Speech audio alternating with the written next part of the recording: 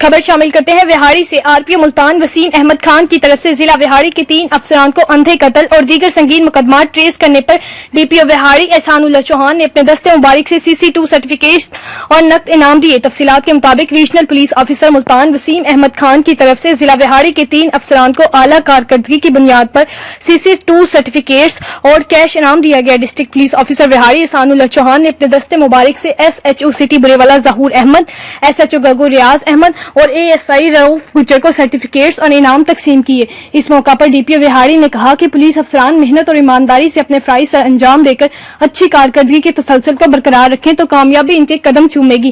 واضح رہے کہ سب انسپکٹر ظہور احمد نے تھانہ صدر میلسی میں بطور تفتیشی اور رؤف گجر نے CIA تعیناتی کے دوران تھانہ صدر میلسی کے علاقہ میں بلائنڈ ڈبل مرڈر کو ٹریس کر کے ملزمان کو سزا دلوانے سمیت دیگر جرائم پیشہ عناصر کے خلاف کریک ڈاؤن کیا، جبکہ SHO گگو ریاض احمد کو جرائم پیشہ عناصر کے خلاف بھرپور کارروائیاں اور متعدد سنگین مقدمات ٹریس کر کے اہم کامیابیاں حاصل کرنے پر تعریفی سرٹیفکیٹس اور انعام دیا گیا۔ دیکھتے رہیے مسافہ نیوز۔